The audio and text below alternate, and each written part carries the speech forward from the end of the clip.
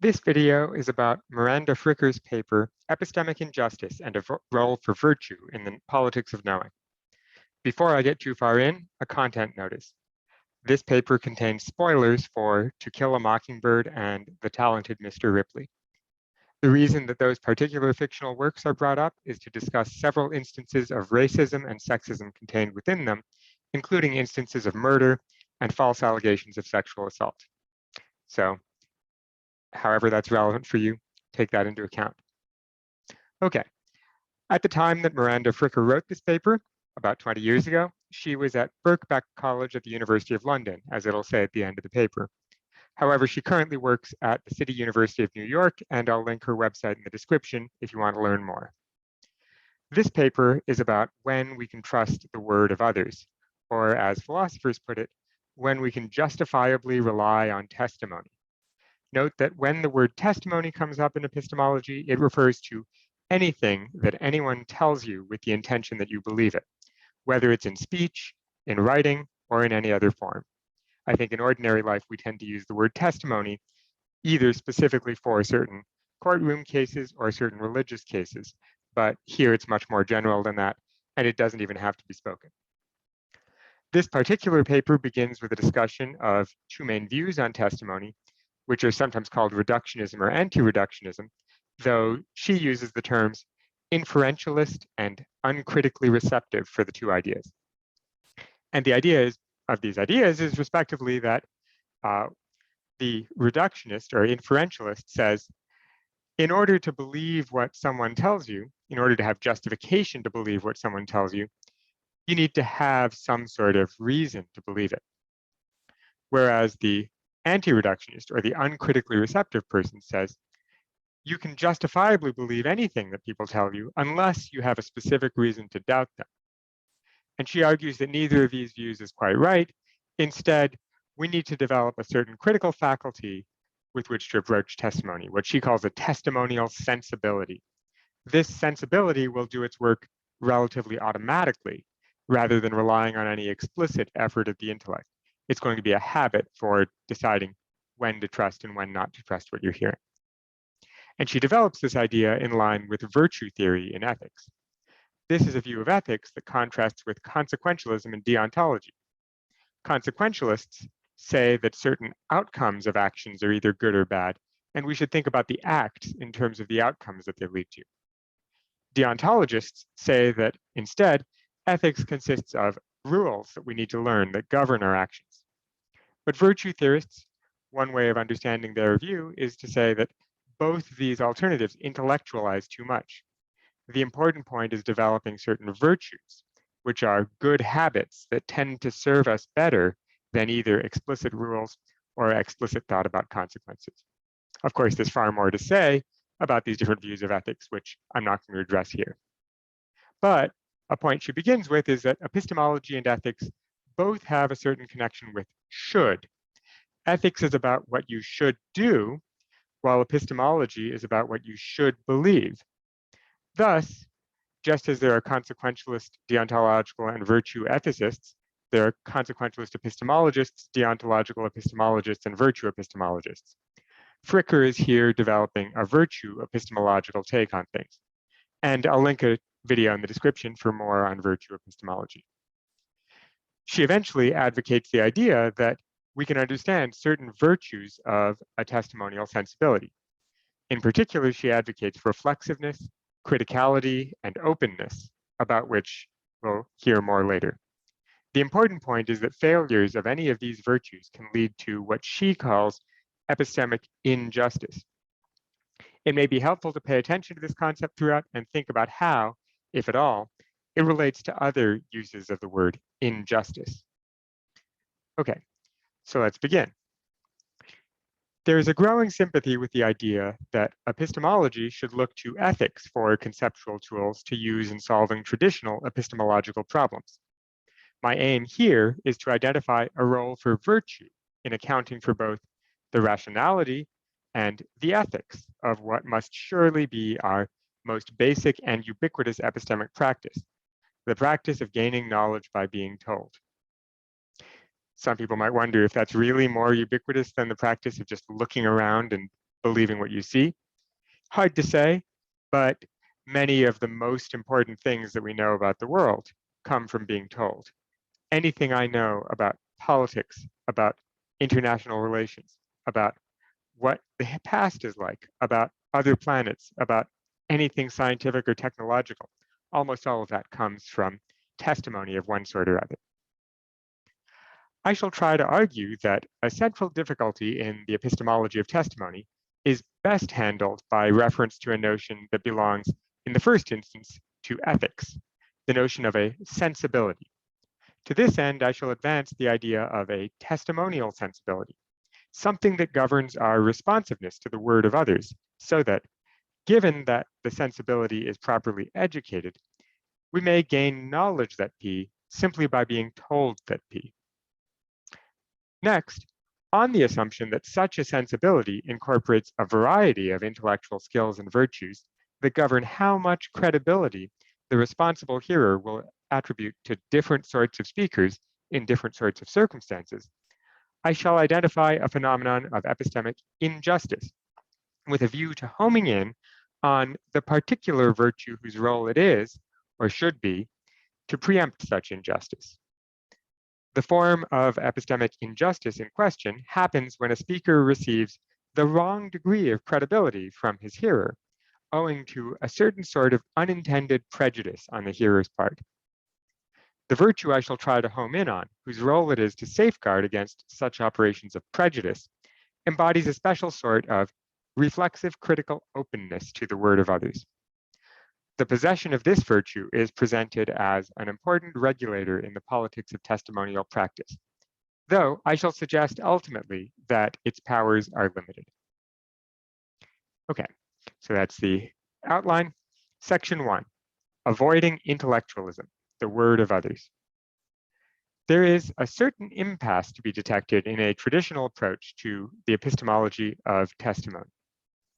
When we try to account for what goes on in an informal discursive context, when someone comes to know that P by an interlocutor's telling him that P, it can seem as if we must plump for one of two epistemological stories. It can seem as if we must either endorse the idea that the hearer gains knowledge just by being uncritically receptive to the speaker's word, so long as there are no explicit signals that skepticism is in order, or else endorse the idea that the hearer gains knowledge in virtue of rehearsing an appropriate inference, an argument whose conclusion licenses believing what he has been told. That is, the first picture just says, if someone tells you something, you just believe it, unless there's a specific reason not to. The second story says, the only way you can gain knowledge from testimony is if you have some understanding of a reason why this particular testimony is to be trusted, which may just be that random strangers tend to give me accurate information about where the train station is when I ask them on the street. So that gives me reason to believe that this random stranger will give me accurate information this time. But anyway, she says, thus, the choice of philosophical pictures can seem to be between sheer uncritical receptiveness on the one hand and intellectualist argumentation on the other. The shortcoming of each is the allure of the other. The uncritical receptivity model surely leaves us too open to believing anything people tell us, so that in the absence of signals of untrustworthy witness, we are licensed to be entirely uncritical. Philosophical accounts of testimonial knowledge will require the speaker to be both competent and honest with respect to her assertion that P, but the experience of everyday life leaves us only too aware that human beings cannot systematically be relied on in respect of either. Crudely, people often get things wrong, out of innocent error, or perhaps because they fancy they know when really they don't. And of course, people can also succumb to the temptation to mislead deliberately, for instance, because it is in their interests to do so. When these two types of unreliability are compounded with the obvious fact that such mundane things as haste, or misunderstanding the inquirer's purposes, or simple carelessness can lead a speaker to mispronounce even on something he is perfectly competent and ready to be honest about, it becomes clear that a blanket policy of accepting the word of others unmediated by any critical filtering would be justificationally lax. The mere absence of explicit signals for doubt is not enough to justify a general habit of uncritically accepting what other people tell them. This shortcoming in the uncritical receptivity model, or the anti-reductionist model on other terminology, might draw one's sympathies toward the inferential model, or the reductionist model. As C.A.J. Cody describes it, this common picture of testimony has it that all knowledge by testimony is indirect or inferential. We know that P, when reliably told that P, because we make some inference about the reliability and sincerity of the witness. In an alternative formulation, John McDowell presents the inferentialist model as resting on the following assumption. If an epistemically satisfactory standing in the space of reasons with respect to a proposition is mediated rather than immediate, that means the standing is constituted by the cogency of an argument that is at its occupant's disposal, with the proposition in question as conclusion. McDowell is a famously difficult philosopher to read, but he's saying, he talks often about this space of reasons, that there are certain contexts in which we ask for justification for things. And in those contexts, the idea is that some things might be just immediately known, like maybe what you get from your senses, maybe certain intuitions. There may be some things that are immediately known. But if it's not immediate, then it must be mediated somehow. And he thinks that mediation must always go via some sort of argument. And that can only work if the reasoner has access to that argument and is somehow aware of it. On either formulation, the inferential model is clearly invulnerable to accusations of justificational laxity, since it precisely requires that the hearer go in for a piece of reasoning that provides a justification for believing what she has been told. Inevitably, this will usually be some sort of inductive argument. For instance, an argument about the individual speaker's past reliability on these matters. Maybe if my local weather station has always led me right about the weather before, then I trust them next time they talk about the weather. Or about the general reliability of people like that, about things like this. This might be what's going on when I ask a random stranger for directions to the train station. But the trouble now is that this requirement that the hearer avail herself of such an argument seems too strong because it's too laborious intellectually. It simply does not match our everyday phenomenology of informal testimonial exchange, which presents learning something by being told as distinctly unlaborious and spontaneous. Just think back to some of the first things I told you in this video that I mentioned. This paper is going to talk about To Kill a Mockingbird. Did you think about how often things in YouTube videos are accurate? How often YouTube videos accurately describe their contents? You probably didn't think about any of that in deciding whether or not to trust me when I said that. You probably just uncritically trusted me. It didn't feel like you were reasoning anything. There was no phenomenology of having to think about this. It just came to you spontaneously.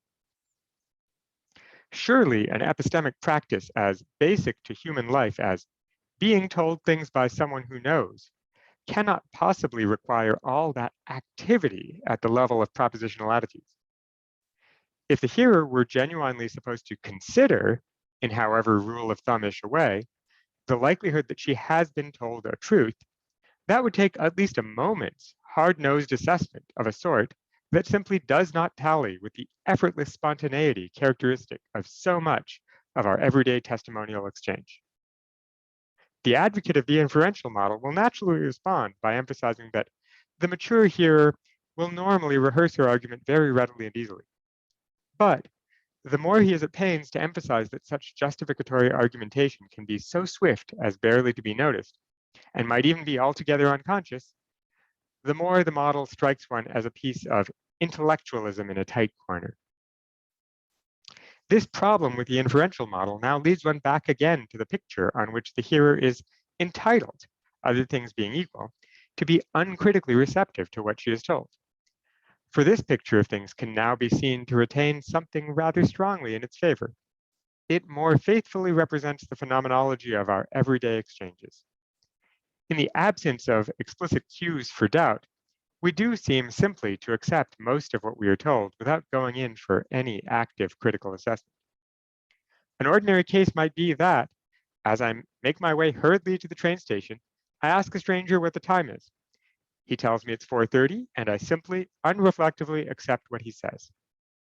The unreflectiveness is underlined by the fact that if I do pick up on some cue for doubt, such as his saying it's 4:30 when I already know it cannot be later than 4 o'clock, then I experience a sort of intellectual shift of gear out of that unreflective mode and into some more active one of critical assessment. It is only with this shift of gear that I might start to bring some argumentation to bear on the matter of my interlocutor's trustworthiness. But now we may feel that the intuitive relevance of the evidence of past experience and how we are conditioned to receive the word of others has gone missing from the ordinary unreflective case. Surely, one's knowledge of a particular speaker's track record or one's general background assumptions about how likely it is that someone like this will speak the truth about something like that must be somewhere in the offing. If such inductive considerations are wholly absent from our unreflective exchanges, imposing no constraint whatsoever upon what the hearer is entitled to accept, then this does seem to leave our ordinary unreflective exchanges in an unacceptable rational vacuum. This thought, then, casts the inferentialist model once again in a more favorable light. And so perhaps the oscillation continues. The conclusion I suggest we should draw from these brief considerations is that what is needed to provide a suitable exit from the impasse is a picture of informal testimonial exchange that honors the everyday phenomenology of unreflective transparency between speaker and hearer, while nonetheless avoiding justificational laxity. That is, it should make it easy to understand why it's so easy to just hear something and believe it without just being completely uncritical of everything. How is it that we both somehow know to question some speakers and just uncritically accept others immediately? We need a positive account of how the responsible hearer may spontaneously and non-inferentially give an appropriately critical reception to the speaker's word. This critical reception must be such that, reliably, when the hearer simply accepts what he is told by someone who knows, he is justified in simply accepting it. The reception will be one of openness to his interlocutor's assertions, yet critical too.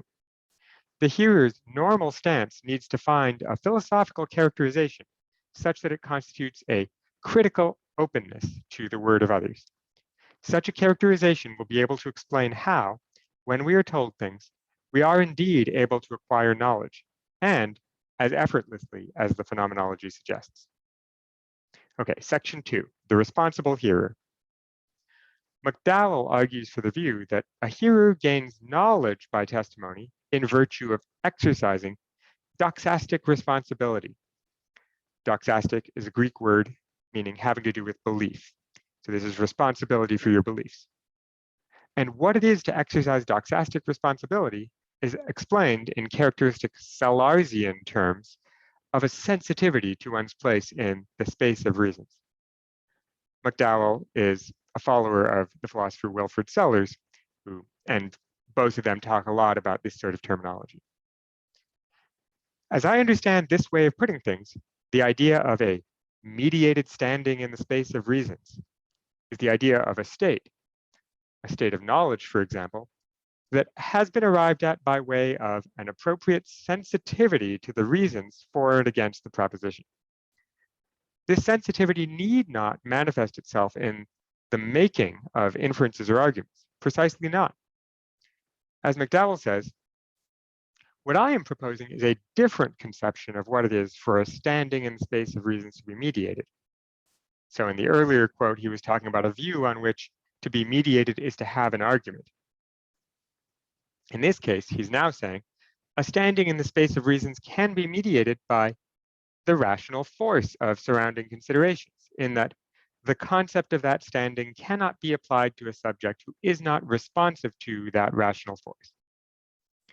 So if the standing in the space of reasons is knowing that P, then McDowell's proposal is that this knowing that P has as a background precondition that the knower has somehow exercised a sensitivity to surrounding reasons for and against taking it that P. I think the idea is that kids and animals can know things, but they often don't think in terms of explicit logical arguments. However, when they know things, it's not because they just completely uncritically believe something. It's because somehow they are appropriately sensitive to whether or not there is something in the environment that should make them think otherwise. They're appropriately sensitive to the evidence for the belief and also sensitive to whether or not there is evidence against it. And if enough of this is satisfied, then they can count as knowing. If one accepts this eminently acceptable proposal, then it is natural to move to the next question and ask, if not by our usual faculties of argumentation and inference, then by what rational capacity is the hearer able to be responsive to the rational force of surrounding reasons? The idea that the fulfillment of doxastic responsibility need not require argumentation is surely crucial to explaining how testimonial knowledge can be mediated yet direct, or as I'm putting it, critical yet non-inferential. But something further needs to be said to explain how the hearer does it. If she is not exercising her capacity for inference and argumentation, what rational capacity is she exercising? McDowell is minded to say there is nothing to be explained here. If we are not to explain the fact that having heard from someone that things are thus and so is an epistemic standing by appealing to the strength of an argument that things are that way, do we need some other account of it? I would be tempted to maintain that we do not. The idea of knowledge by testimony is that if a knower gives intelligible expression to his knowledge, he puts it into the public domain. Intelligible expression just means putting it in a form that can be understood, where it can be picked up by those who can understand the expression, as long as the opportunity is not closed to them, because it would be doxastically irresponsible to believe the speaker. So some people might be in a position where it would be irresponsible to believe someone, and so for them, it would be closed to just uncritically accept this thing that's put out there. That idea seems obvious enough to stand on its own epistemological feet.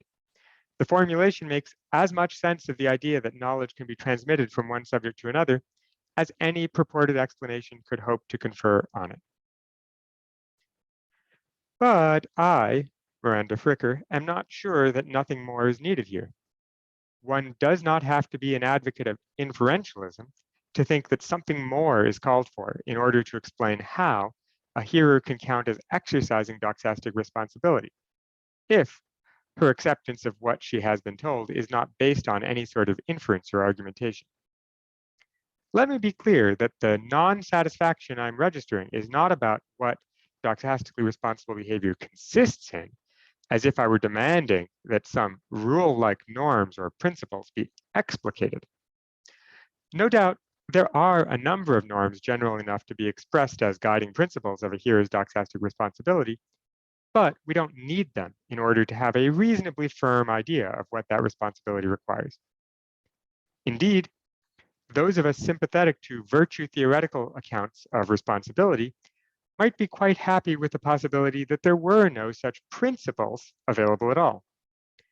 The question of what constitutes doxastic responsibility for a hearer, then, is not my worry. The worry is rather that the claim that a hearer exercises such responsibility without making any inferences leaves one wondering how, by what capacity of reason, she is supposed to do it. If we look to Cody, we find tacit support for the view that something is needed on this score, since he does make a brief suggestion, although rather too brief to provide more than a pointer. He asserts we have a learning mechanism that operates critically, though non-inferentially, in the hearer to determine the balance of trust. He says, what happens characteristically in the reception of testimony is that the audience operates a certain sort of learning mechanism, which has certain critical capacities built into it. The mechanism may be thought of as partly innate, though modified by experience, especially in the matter of critical capacities. It is useful to invoke the model of a mechanism here, since the reception of testimony is normally unreflective, but is not thereby uncritical. I think the picture is, we can think of some aspect of your mind as like a machine that just takes in testimony and it turns its crank and it automatically either spits out knowledge or spits out, you should be careful about this. And it's a machine, it doesn't require thinking, you just turn the crank and it automatically sort of happens. This seems exactly right, but as it stands, the metaphor of a learning mechanism remains philosophically and psychologically mysterious. So much so that we are not much better off with this idea of a mechanism than we were with the non-metaphorical, but equally elusive idea of a hearer's doxastic responsibility exercised non-inferentially. It is time to take stock. What we are looking for is some mode of rational sensitivity that yields spontaneous, non-inferential judgments. And we are also looking for a mode of rational sensitivity that is learned, and learned in an ongoing way, so that it is constantly developing and adjusting itself in the light of experience and critical reflection. I propose that at this point, epistemology should turn to ethics for sustenance. For in ethics, we find a notion that seems to me to fit the bill, the notion of a sensibility. An ethical sensibility yields genuine judgments, interpretative judgments, such as that was cowardly, or immediately practical judgments, such as I ought to confess. Yet these judgments are not conclusions to arguments. They may permit of reconstruction as conclusions to arguments, but that is quite another thing. A rational reconstruction of a human practice does not automatically constitute a proper characterization of it. That is, here she's saying, someone who just has a sort of understanding of the world to recognize certain things as cowardly and to recognize when she ought to confess and to recognize when certain other moral properties hold or when certain activities are required, that person doesn't have to actually be thinking in terms of arguments, even if we might be able to sort of re-explain what's going on in her head by talking as if there was an argument.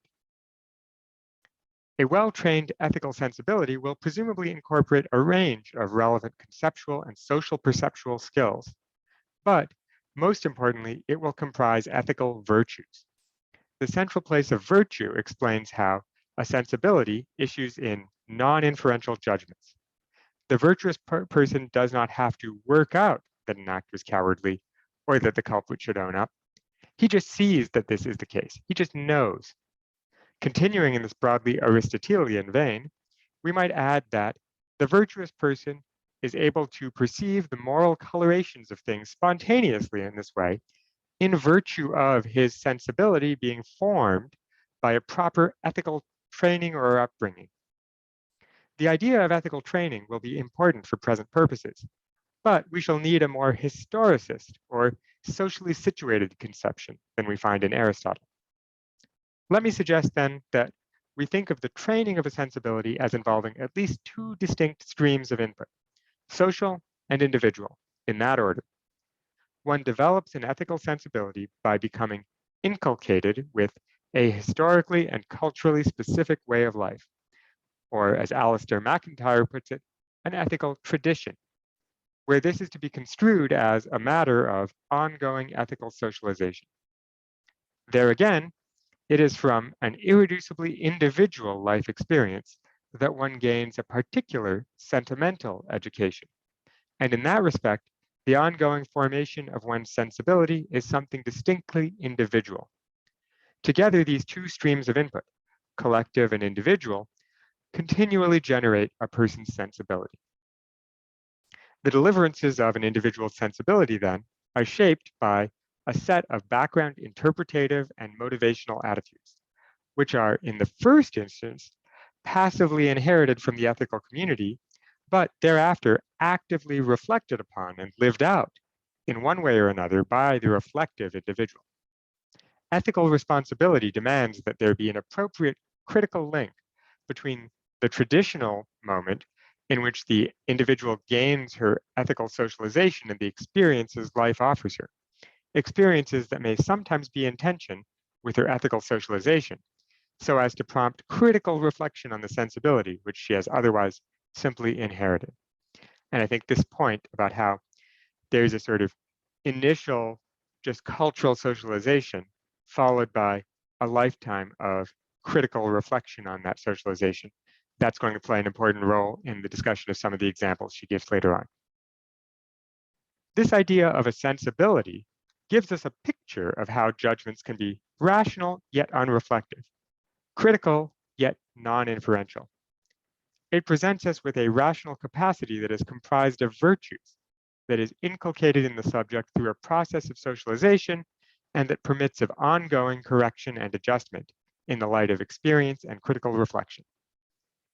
Thus, we are confronted with a rational capacity unlike anything commonly entertained in epistemology, and a version of it seems to me to fit the bill as the explanation of how a hearer might be able to give an unreflective yet critical reception to the word of another. I think it's an interesting point that she mentions this is unlike anything commonly entertained in epistemology, because to me, a lot of what she's saying here about how we deal with testimony seems like would make a lot of sense for how to deal with our senses too. But with this in mind, we must now ask what the epistemic analog of an ethical sensibility would be like for testimony. I would like to think that this is not only a worthwhile philosophical question in its own right, but also an important question at the level of epistemic practice. For if one wants to know how to improve one's performance as a receiver of the word of others, if one wants to become more responsible and successful as a hearer, then one had better know what, if not one's skills of inference and argument, one should be better trying to develop. Okay, section 3, testimonial sensibility, critical openness to the word of others. We're setting our sights on the possibility that responsible hearers in unreflective testimonial exchanges exercise a testimonial sensibility. This possibility introduces the idea that our responses to the testimony of others are learned and internalized through a process of epistemic socialization, a social training of the interpretative and affective attitudes in play when we are told things by other people. We might think of it as part of our epistemic second nature. Here's a footnote. I echo John McDowell's use of this term, which he finds all but explicit in Aristotle's account of how ethical character is formed, and which he extends to apply not simply to our ethical upbringing, Aristotle's practical wisdom, but also more generally to our epistemic upbringing.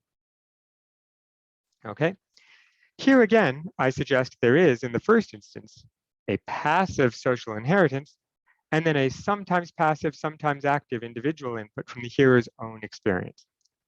That is, society tells you who to trust, and your life experience tells you who to trust.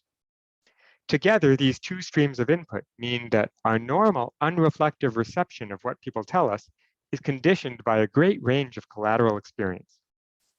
Just as the experiences pertinent to the training of ethical virtues are internalized in the sensibility of the virtuous person, so the body of collective and individual testimonial experience is internalized by the responsible or virtuous hearer, rendering it immanent in her testimonial sensibility. And note that's immanent with an A, which means present throughout. It is through the inductive influence of this body of experience that we may learn, reliably enough, to assume trust when and only when it is in order. That is, our perception of speakers and their assertions comes to be informed by an inductive conditioning relating to what sorts of people are likely to convey the truth about which sorts of subject matters. Just as in the ethical case, our perception of agents and their actions comes to be informed by a motivational conditioning relating to what sorts of actions are ethically called for in which sorts of situations. There is more to be said, however, about what sorts of experiences properly feed into a testimonial sensibility. They will chiefly be experiences of testimonial exchanges had by the individual and the wider community. But it must be acknowledged that these experiences can only have a rational impact on sensibility under a socially rich description. That is, she's saying, we have to describe these things not just in abstract terms, but in the terms that the society that you live in describes them, because that's how you get them.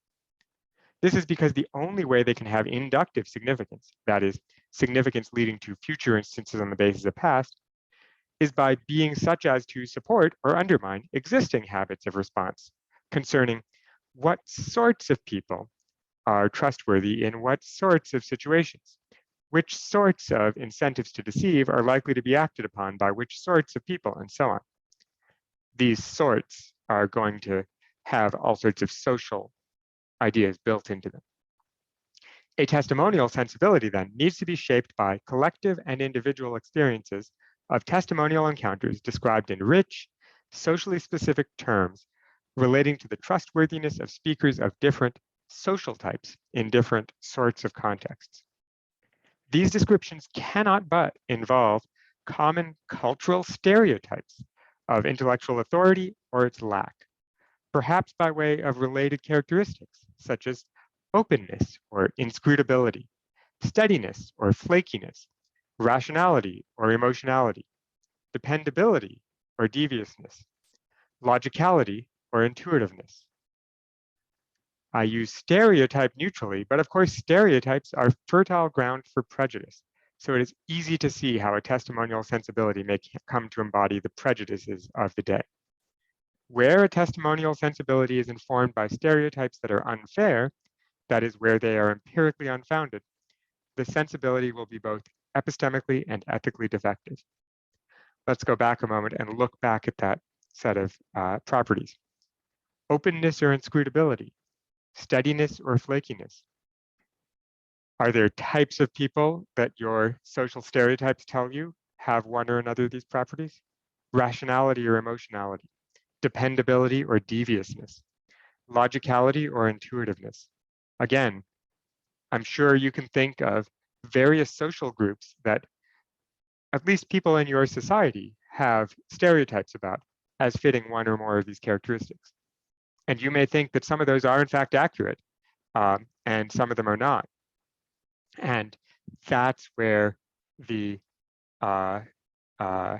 fairness or unfairness, the justice or injustice of this sensibility is going to come in. We can't help but be building our sensibility on the sensibility we inherit from others. And we are constantly changing it. The question is, what social kinds get incorporated? What stereotypes are associated with those social kinds? When are these things actually relevant and when are they not? We shall return to this theme, but for the moment, the point is rather that such elements of the social imagination as stereotypes of authority can be a perfectly proper part of a testimonial sensibility.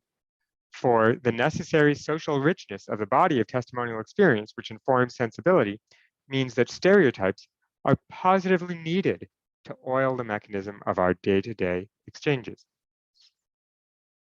That is, think about this. Doctors stereotypically speak with authority on certain kinds of matters. Bankers stereotypically speak with authority on other kinds of matters. Different groups of people speak with authority on different sorts of matters, and it probably is important for us to have some of those stereotypes in mind in order to judge effectively. But we have to be careful. Hearers need spontaneously to perceive their interlocutors in a socially fine-grained way. You have to know what a doctor is or what a banker is in order to apply those stereotypes, so that they can be appropriately responsive to all the subtleties of the interaction. Without this richness of social perception, many epistemically relevant cues will be missed. Maybe in some cultures, certain types of clothing or certain types of hairstyle are indicative of certain kinds of status that indicate that this person is authoritative on certain matters. And if you aren't a member of the culture, you may miss those important cues. Consider, for instance, what complexity there can be in cues indicating how far one should interpret an interlocutor as taking seriously what he's asserting. Whether or not the person who's talking to you is speaking seriously, she was writing in 2003, so she probably wasn't thinking a lot about text messages and internet chat forums and social media. But you all know from your own experience that some people are much better at telling when someone on the internet is speaking seriously and when they are being sarcastic or joking or whatever it is. And if you don't have that ability to tell which situation is which, you will be worse off in your testimonial knowledge. Perhaps the hearer sees the speaker as entirely competent in all relevant matters, yet still her perception of him has to be responsive to all sorts of features of social location and discursive style that would not figure in any but the richest of social psychological descriptions of the encounter. So social location and discursive style, that's going to be things like, what sort of person is this? How are they talking right now? What sort of username is it? How are they typing? What symbols are they using? All these things are going to tell you something about both how authoritative that person's knowledge is and how seriously they're speaking right now. And this is all very thick social and psychological description of what's going on. You can't describe it in a socially neutral way. If these remarks provide a reasonable working idea of which experiences feed into sensibility, is there something further we can say about how an individual takes them on in sensibility? Here again, the task is to develop parallel with the ethical case. An individual's testimonial sensibility will, in the first instance, be passively inherited. This passivity is justified, firstly, for the a priori reason that the body of judgments and attitudes which comprise a sensibility constitute the basis from which a hearer's doxastic responsibility emerges. And secondly, for the empirical reason that even a minimally successful epistemic community must be operating with a broadly functional testimonial sensibility. That is, if you tried to start yourself from the ground up in developing an idea of which types of people to trust, it would take ages to get enough data to say anything, but your society has already worked out these things for you. And as long as your society is even a little bit functional, its set of stereotypes will be an okay starting point from which you can refine your better version. But once light has dawned for a hearer, she will come to find that sometimes her experiences of testimonial exchange will be in tension with the deliverances of this sensibility she has passively taken on, in which case responsibility requires that her sensibility adjust itself to accommodate the new experience. This might happen spontaneously, without active critical reflection on the part of the hearer. But it is more likely that she will need to actively bring critical thought to bear on her internalized habits of hearer response in order to shake them up sufficiently to effect the adjustment. If, for instance, a hearer is a teenager whose testimonial sensibility has contracted the defect of not taking seriously what old people say, and if this teenager finds himself one day struck by the veracity of his grandfather's stories of the war, he may experience a small epistemic revolution that requires some significant deliberative follow-through in terms of how he receives the word of the elderly quite generally. Insofar as this teenager is doxastically responsible, he will effect an adjustment to his testimonial sensibility, either directly by way of a shift of social perception, or indirectly by way of critical reflection. If the adjustment is direct, then he will undergo a gestalt switch in how he perceives elderly speakers. A gestalt switch is when you look at the same thing and suddenly see it differently, as when you look at one of those figures that looks like a duck or like a rabbit, or like a cube, where one side could be seen as the front, or it could be seen as the other way around. And she's saying, you might just undergo a gestalt switch in how you perceive elderly speakers so that the adjustment to your testimonial sensibility is more or less instantaneous. If it's indirect, then active critical reflection on his habits of hearer response will first produce some sort of corrective policy external to the hearer's sensibility. Perhaps this teenager disciplines himself when in conversation with the elderly. Don't be dismissive. Given time and all being well, such a corrective policy will become internalized as an integral part of his sensibility, so that it comes to be implicit in his newly conditioned perception of elderly speakers. That is, some people might just have an experience and suddenly change how they see people and how they listen to people. Other people might have the experience, realize, I need to be paying more attention when this kind of people says this kind of thing. And for a while, they explicitly remind themselves every time they're having such a conversation. And after a while, if they've explicitly reminded themselves enough, hopefully it'll become incorporated into their sensibility. Whether direct or indirect, then, we can see how the responsible hearer's sensibility matures and adapts in the light of ongoing testimonial experience. Its claim to be a capacity of reason crucially depends on this adaptiveness, for otherwise it would be little more than a deadweight social conditioning that looked more like a threat to the justification of a hearer's responsive than a source of that justification.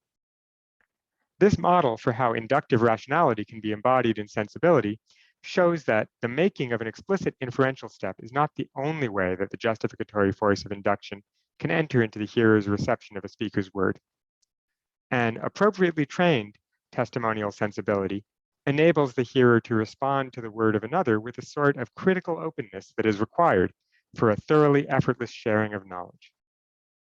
To sum up this section, then, the idea of a testimonial sensibility has, in its favor, not only that it represents a way out of the impasse with which we began, where we were stuck oscillating between the uncritical reception model and the inferentialist model of testimonial knowledge, but also that it retains those features of each model that explained its attractiveness. That is, it's immediate the way that the uncritically receptive one is, but it is subject to evidence and can be trained like the inferential model. Testimonial sensibility, as I've characterized it, pictures inductive rationality as the basic source of justification for hearer response.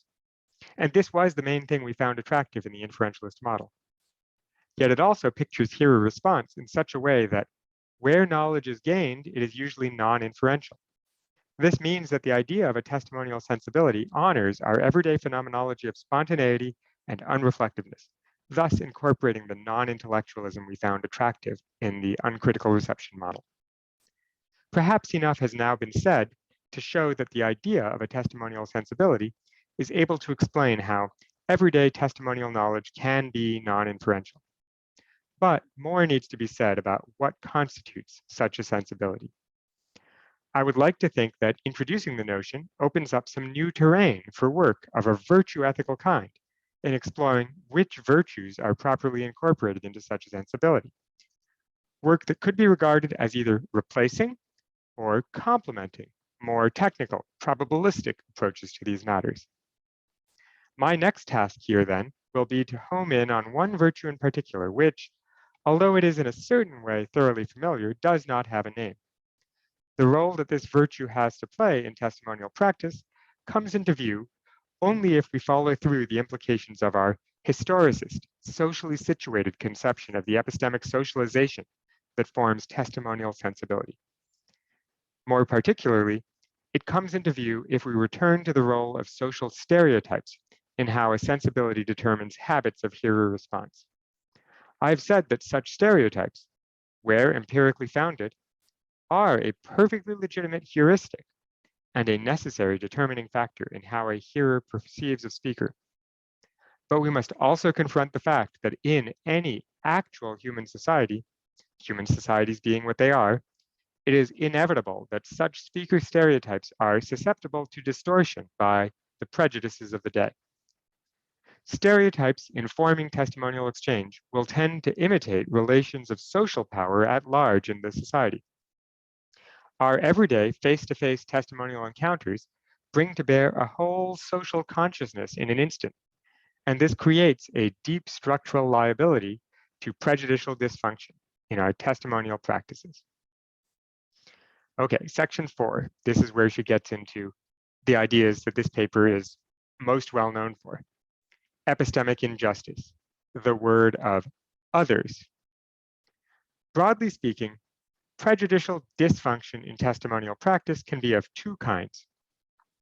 Either the prejudice results in the speakers receiving more credibility than she rationally deserves, credibility excess, or it results in her receiving less credibility than she rationally deserves, credibility deficit. Okay, footnote. Someone might ask how far the idea of a credibility excess or deficit depends on there being some exact degree of credibility which the speaker is due. I share Cody's skepticism about there being any precise science here, any precise credibility ratio to determine what degree of belief the hearer is entitled to. As Cody says, people are not like coins, exhibiting quite general tendencies to be right and honest about things. You might think a coin exhibits a 50% tendency, or it could be a biased coin, which is 90% likely to land a certain way. People don't have such stable probabilities like that.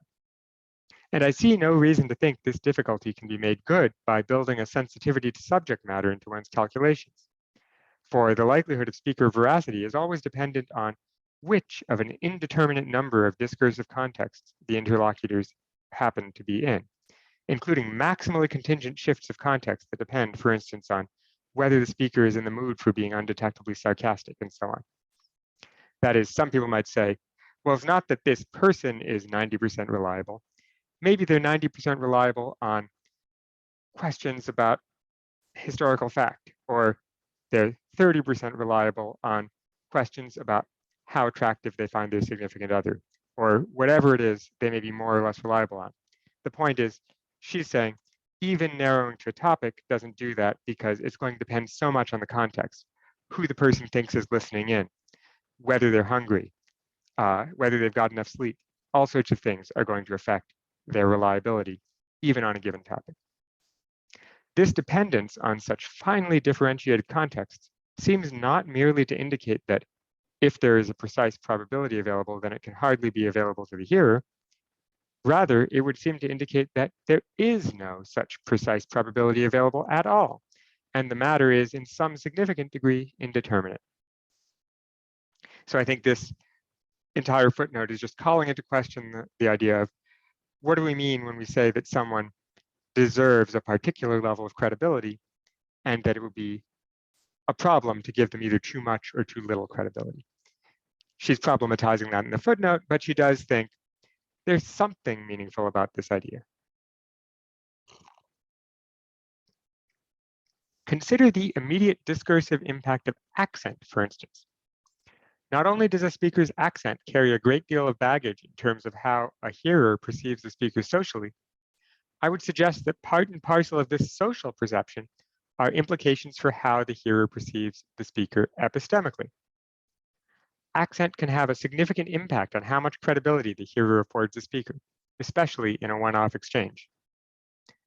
Just think about how differently you imagine a math professor who speaks in an American accent, or an Alabama accent, or a Russian accent, or a Chinese accent. Or think about how differently you perceive a psychotherapist who speaks with an Austrian accent, or a French accent, or an American accent. Or how differently you'd perceive someone who is telling you about directions to get around Chicago based on whether they're speaking with a Southern accent, or a California accent, or a New York accent. I do not mean that someone's accent is especially likely to lead a hearer, even an intensely prejudiced one, simply to disbelieve some perfectly believable assertion, or simply to believe some otherwise incredible assertion. Given that it's overwhelmingly in the interest of hearers in general to believe what is true and not believe what is false, it would have to be an unusual prejudice to be strong enough to have that sort of effect. We should note, however, that social contexts structured by relations of systematically unequal social power do have a habit of generating situations in which a hearer with the greater social power is in a position such that it costs him nothing to disbelieve a manifestly believable speaker, as one of my examples will demonstrate. More usually, however, power will influence hearer response in a less obvious way. Rather than turning belief into non-belief, or vice versa, it will surreptitiously raise or lower the hearer's degree of belief by inflating or deflating the credibility he affords the speaker. Epistemic trust, like other kinds of trust, has an affective aspect that is influenced, sometimes rightly, sometimes wrongly, by how the hearer perceives the interlocutor. Its key affective aspect is a kind of minimal interpretive sympathy with the speaker that allows signs of her trustworthiness to be picked up on in the hearer's perception of her. Even such a minimal sympathy will be signally uneven across differences of social identity, and especially where those differences of identity are characterized by dramatically unequal relations of power. Both of the examples I shall present illustrate how the social otherness of the speaker is fundamental to the prejudiced reception their word is given. The hearers reenact their general social advantage in the reception they give the speaker's word. To the examples then. both present cases of credibility deficit rather than credibility excess. Though I think there may be some credibility excesses in the background of some of these cases. Since that is the phenomenon that most urgently calls for the specific anti-prejudicial virtue I aim to identify. My first example is drawn from a novel, To Kill a Mockingbird by Harper Lee. I'm pretty sure it's in the movie too, but I haven't actually seen the movie, so I don't know. The second is drawn from a screenplay, The Talented Mr. Ripley by Anthony Minghella. And as she mentions in the footnote, although this screenplay is closely based on the novel by Patricia Highsmith, the instance described here is different in the movie from the book. I offer the first, To Kill a Mockingbird, as an example in which the epistemic failings on the part of the hearer, or rather hearers, is clearly culpable. The second as an example in which it is plausible to suggest that the hearer inflicts the injustice non-culpably. I think this is an interesting question to consider as we go through. Do we really find the hearers blameworthy in the one case and not in the other? Do we think they should be judged the same way? She's going to argue there's important differences. Each presents an instance of epistemic injustice in testimony. An instance then of testimonial injustice. First example. The year is 1935 and the scene a courtroom in Macomb County, Alabama. The defendant is a young Black man named Tom Robinson. He is charged with raping a white girl, Mayella Ewell, whose father's rundown house he passes every day on his way to and from work.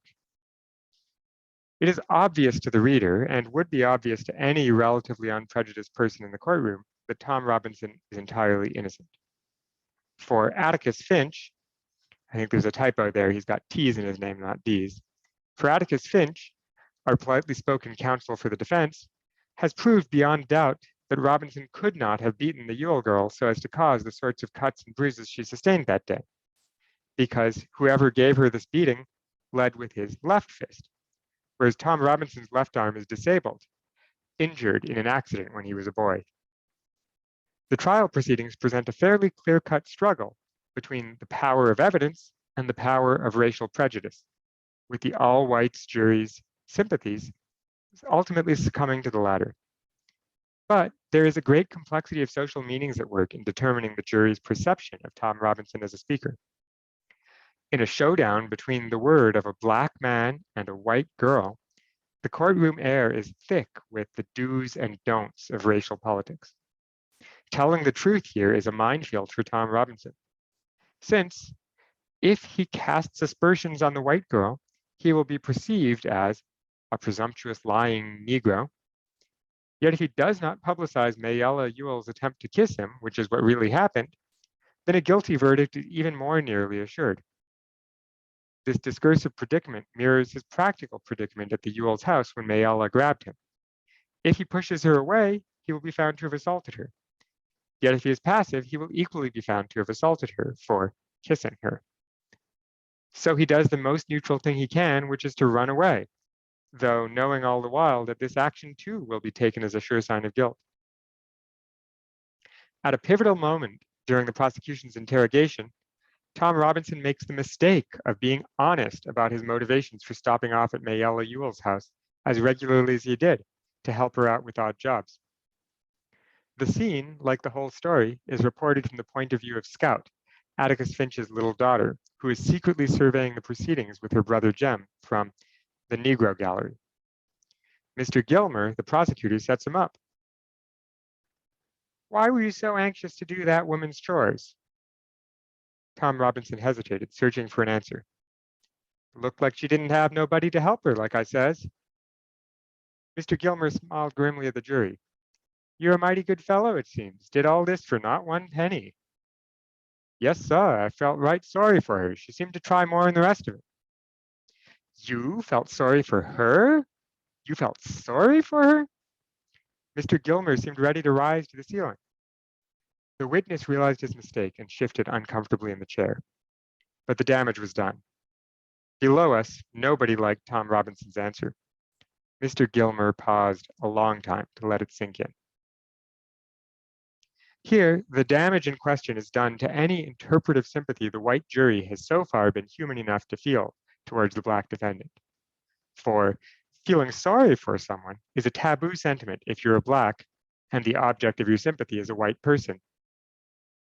And the fact that Tom Robinson has made the sentiment public raises the stakes in a way that is disastrous for justice, disastrous for him. The trial is a contest between the word of a Black man against that of a white girl.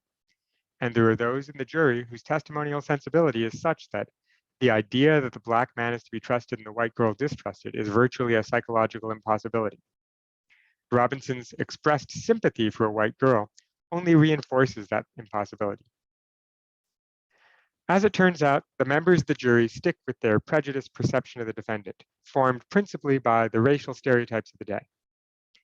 Atticus Finch challenges them to dispense with these stereotypes, to dispense with the assumption, the evil assumption, that all Negroes lie, that all Negroes are basically immoral beings, that all Negro men are not to be trusted around our women. But when it comes to the verdict, the jurors go along with the automatic distrust delivered by their corrupted testimonial sensibility. They find him guilty. And it is important that we are to interpret the novel so that the jurors really do find him guilty. That is to say, they do not privately find him innocent, but cynically convict him anyway. They really do fail to do what Finch, in his summing up, describes as their duty. They fail to believe Tom Robinson. Given the evidence put before them, their immovably prejudiced social perception of Robinson as a speaker leads at once to a gross epistemic failure and an appalling ethical failure. Second example. This is talented Mr. Ripley. It is the 1950s, and we are in Venice. Herbert Greenleaf, a rich American industrialist, is visiting, accompanied by a private detective he is hired to help solve the mystery of the whereabouts of his renegade son, Dickie. Dickie Greenleaf recently got engaged to his girlfriend, Marge Sherwood, but subsequently spent a great deal of time traveling with their friend, Tom Ripley, until Dickie mysteriously disappeared.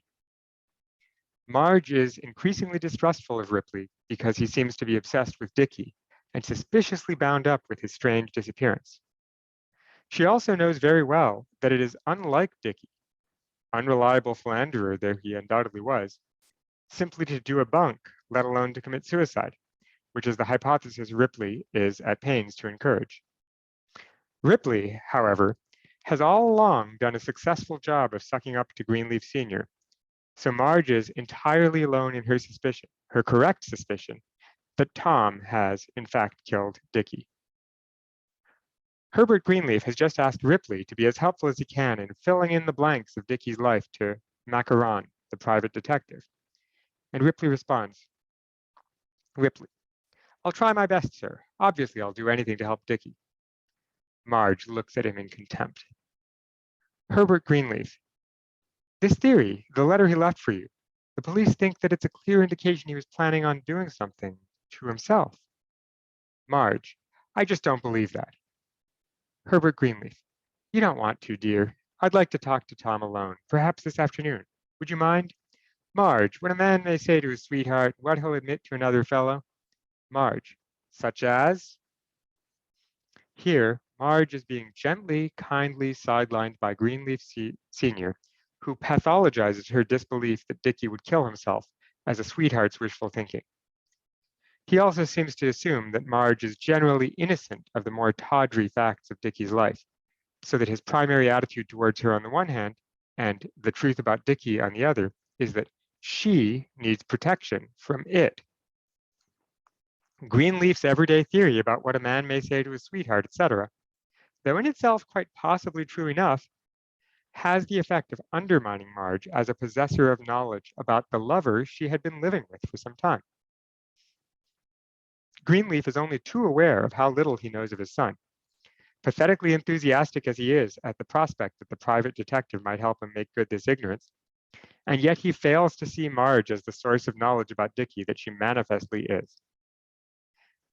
This attitude has the knock-on effect that Greenleaf fails to trust one of Marge's key reasons for her correct hypothesis that Dickie has died at the hands of Ripley. Even when Marge finds hard evidence back at Ripley's place, coming across a ring which she had given Dickie and which he had sworn never to remove, still she receives no credibility. Ripley's deliberate tactic is to dismiss her as hysterical, a line he continues to peddle in front of Greenleaf in order to get him to share this interpretation. The tactic works not only on Greenleaf, but also on her friend Peter Smith Kingsley, so that the result is a collusion of men against Marge's word being taken seriously. The theme of knowledge, ever to the fore in the dialogue, we at one point hear her off screen, soon after she finds the ring, saying emphatically to the incredulous Greenleaf, I don't know, I just know it. And Greenleaf replies with a familiar put-down, Marge, there's female intuition, and then there are facts. A number of these sorts of exchanges build up to the scene in which Marge, being taken back to America, is ushered onto a boat, but breaks away to lunge at Ripley, saying, I know it was you. I know it was you, Tom. I know it was you. I know you killed Dickie. I know it was you. Macaron, the private detective, comes out of the waiting boat to restrain her, and the stage direction reads, Ripley looks at him as if to say, what can you do? She's hysterical. Macaron nods, pulls her onto the boat. As the viewer is aware, however, Marge was right. She did know. She knew Dickie well, and she knew Ripley had killed him. Her suspicions should have been listened to. She, of all people, should have been given some credibility. But Ripley cynically exploits the gender attitudes of the day so that the kindly and well-meaning men around her effectively collude with him to make her seem epistemically untrustworthy. What both these examples present us with in their different ways is a case of a hearer failing to correct for one or another sort of prejudice in his testimonial sensibility. Both Greenleaf and the members of Macomb County's jury fail to distrust their own distrust of the speaker. Footnote, I borrow this formulation from Jones, 2002, in which she explores the themes of power and credibility, specifically concerning astonishing reports. They fail to adjust for the way in which their testimonial sensibility is badly trained. In the formal courtroom context of Tom Robinson's trial, they have ample opportunity to sense the dissonance between the distrust that their defective sensibility spontaneously delivers and the trust that attention to the evidence ought to inspire. Even if members of the jury were to be forgiven for the way their sensibility is saturated with the prejudices of the day, they remain starkly culpable in failing to respond appropriately to the new testimonial experience afforded by the trial. In the case of Herbert Greenleaf, he fails to correct for the way in which his habits of hearer response are saturated with sexist constructions of gender, notably ideas of women's innocence concerning the truths of men and their need to be protected from such truths, ideas of feminine intuitiveness being an obstacle to rational judgment, and even ideas of a female susceptibility to hysterics. But it is not simply a matter of failure properly to accommodate the speaker's social identity. In both examples, the hearers fail to adjust for the way in which their own social identity affects the testimonial exchange. The jury fails to account for the difference it makes to Tom Robinson's performance as a speaker, in the wide sense of performance, to include both what he does and how the audience responds, not only that he is Black, but equally that they are white. That is, he might speak differently in front of a white jury than in other contexts. What Greenleaf fails to account for in his skeptical responses to Marge is the difference it makes to her performance, not only that she is a woman, but also that he is a man. The relation, a relation of power, between the social identities of a hearer and speaker influence both how the speaker expresses herself and how the hearer responds. Our two examples then demonstrate that testimonial responsibility requires a distinctively reflexive critical awareness. Had Marge shouted her accusations in the presence of Mrs. Herbert Greenleaf, one speculates that she might have received from her some greater degree of credibility. That things would have gone differently at Tom Robinson's trial if the members of the jury had been Black goes without saying. Thus, we have arrived at the final feature of the anti-prejudicial testimonial virtue we have been looking for. It is essentially reflexive. Its possession means that the hearer reliably succeeds in correcting for the way testimonial performance can be prejudiced by the interrelation of the hearer's social identity and the speaker's social identity. In testimonial exchanges, for hearers and speakers alike, No party is neutral. Everybody has a race. Everybody has a gender. What is needed on the part of the hearer, then, in order to avert an epistemic injustice, and in order to serve his own epistemic interest in the truth, is a virtue of reflexive critical openness. This is the virtue we have been aiming to identify by attending to the phenomenon of testimonial injustice. Okay, section 5, the virtue of reflexive critical openness, historicism. The virtue of reflexive critical openness is an especially hard virtue to achieve at the best of times, inasmuch as prejudice is a powerful visceral force, functioning less at the level of propositional attitudes, like explicit beliefs, and more at the level of the social imaginative and emotional commitments that color one's perceptions of speakers. Even if one were only faced with correcting for prejudice at the level of belief, this can still be very hard while those beliefs are propped up by motivational attitudes in this way. As Christopher Hookway has argued, there is the usual room for akrasia in the practical business of managing one's epistemic habits. Akrasia is when you totally mean to do something, but you don't do it anyway. Very common for anyone who has ever thought about studying for a test. You sometimes know, I'll be happier if I studied for this test, but you don't do it anyway. Similarly, you might think, I'll be happier if I paid better attention to the social identities of the speakers and got a better sense of who's actually being accurate and who's not, but we sometimes slip into our old habits anyway.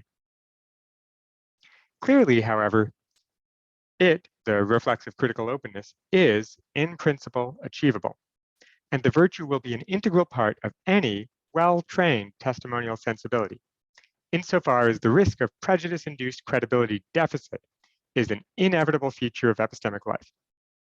The human condition is a social condition, and social relations inevitably create space for prejudice.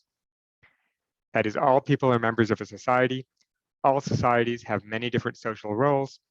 All these social roles have different epistemic levels of credibility that are given to them on different topics, and no society perfectly matches the testimonial sensibility it gives its members with the actual reliability of the speakers. Yet, there are circumstances under which the virtue cannot be achieved, for it is a notable and ethically significant feature of this virtue that it displays a special sort of cultural historical contingency. In order to explain this, let me follow Linda Zagzebski's definition of virtue, such that virtues have both a motivational component and a component of reliable success in bringing about the end of that motivation. In the case of intellectual virtues, there will always be a motivation to achieve truth, but usually there will also be a more proximal aim to achieve something that is conducive to truth. Notably here, the aim of ensuring that one's level of trust are untainted by prejudice. As a matter of definition, then, the intellectually virtuous subject will be reliably successful in fulfilling that proximal aim of ensuring against prejudice, and she will succeed in this by achieving reflexive critical awareness of the prejudicial distortions in her existing testimonial sensibility and by correcting for those distortions. It must now be acknowledged, however, that the ability to do that is dependent upon the cultural historical setting. A setting in which there is little critical awareness of gender is a setting in which no one is in a position to possess the virtue of reflexive critical openness vis-a-vis gender prejudice of any subtle kind. While the Herbert Greenleafs of this world were always at fault in failing to exhibit the virtue, I would suggest that they were not culpably at fault until the requisite critical consciousness of gender became available to them. They were not culpably at fault until they were in a position to know better. Now, there will, of course, be no precise answer to the question of at what point a Herbert Greenleaf comes to be in a position where he should know better than to overlook the possibility that Marge was right. I don't know, is it with the publication of Betty Friedan's book? Or is it with a publication of Ms. magazine? Is it with the first women's Supreme Court justice? Is it nowadays? But no doubt someone like him will be in that position the position to know better, long before he actually lives up to it by taking on board the gender-critical insights newly available to him. Thus, there will tend to be some period of historical transition in which a Herbert Greenleaf, well-intentioned and paternal as he may remain, moves from innocent fault to culpable fault.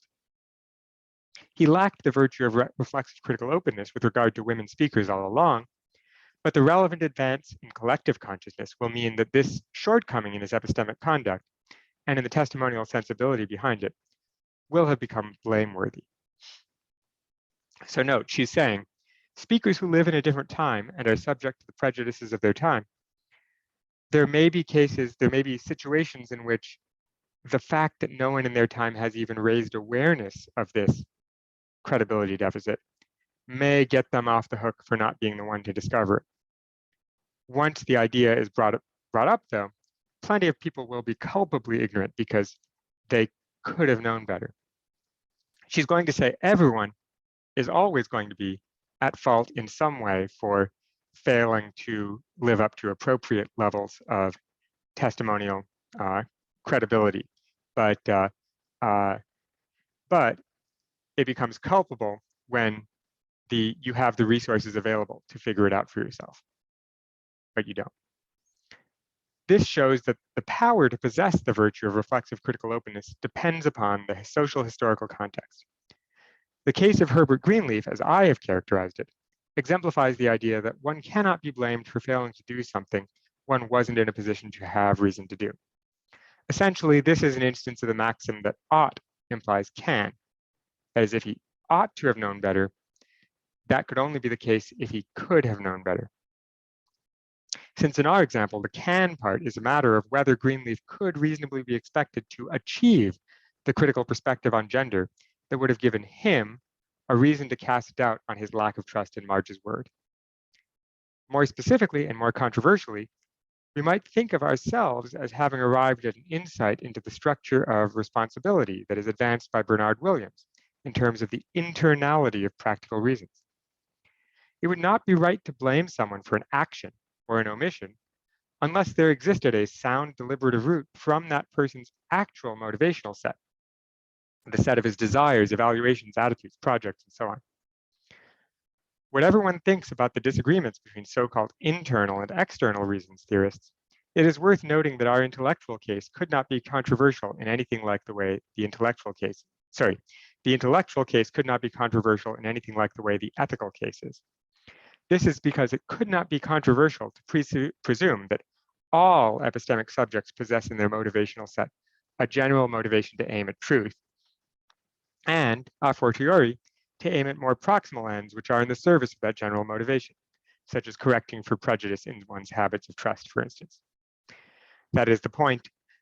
Internalism versus externalism about reasons in ethics, that's about whether knowing that something good is inherently motivational, or whether you have to somehow see that it being good connects to your other motivations. Her point here is knowing that something gets you at more accurate beliefs is going to directly connect to your inherent motivations because all of us are motivated to believe the truth, at least on some level.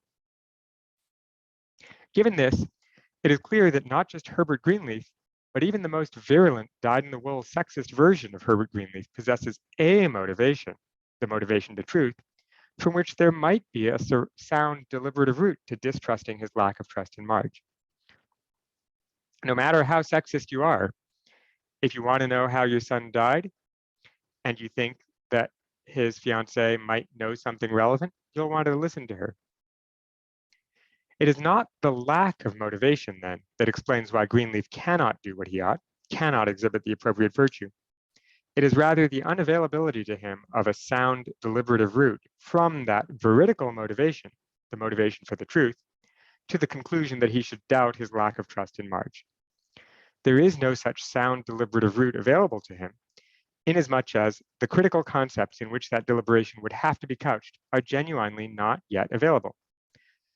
No one has heard the word sexism in the 1940s. On this, perhaps rather charitable interpretation, then, Greenleaf is unlucky, epistemically and morally. His non-culpable inability to exhibit the virtue of reflexive critical openness not only means that he misses out on a truth that he's especially interested in acquiring, Marge is right, Ripley is Dickie's murderer, but also means he inflicts a significant injustice on Marge. She is treated as a hysterical female who cannot handle the truth, someone who deserves protection and sympathy, but not epistemic trust. If one's rationality is an essential part of one's humanity, then Marge is gently undermined in her very humanity. I think that sentence is probably the most important one for figuring out whether this is really a kind of injustice. Evidently, testimonial injustice will tend to imitate the broader structures of power in society, and where it is systematic, we should recognize it as a face of oppression. In an essay on the nature of oppression, Sandra Lee Bartke quotes Frantz Fanon's notion of psychic alienation, where the alienation in question consists in the estrangement of separating off a person from some of the essential attributes of personhood. I take it the basic forms of epistemic agency, such as functioning as an informant on everyday matters, is indeed one of the essential attributes of personhood. It is part and parcel of being accepted as a compatriot in the community of the rational. If this is so, then an epistemic climate in which some people suffer systematic testimonial injustice must be regarded as seriously defective, both epistemically and ethically. It is the site not simply of error and frustration, advantage and disadvantage, but of a distinctively epistemic kind of oppression. We have seen that the virtue of reflexive critical openness, and doubtless many other virtues besides, has an important role in combating this sort of oppression. But as something possessed of mere individuals whose social historical situation can deprive them of the very resources they need in order to attain the virtue, its anti-oppressive power remains hostage to the broader social structures in which our testimonial practices must take place. Okay, so she began with a general question about how it is that we're justified in believing things on the basis of testimony. She argues this has to involve the development of certain virtues, which we partly get from society and partly grow ourselves, that this virtue is going to involve sensitivity to all sorts of social categories, and that that's both good and opens itself up to bad. She gives a couple examples where we see how features of the social situation led people astray in their application of their testimonial sensibility. And she argues that sometimes people have the ability, have the resources available to talk themselves out of the social problem, and sometimes they don't. And that may make a difference to how badly we evaluate them, but they're still guilty of something in either case. And then she argues that this is not just a wrong to yourself as a knower, that you believe things less reliably. It's a wrong to the speaker, because being believed is a part of a basic human faculty. And we might look back at this last paragraph and see how significant that is as a sense of whether this is really about injustice and oppression, as well as epistemic things. Okay.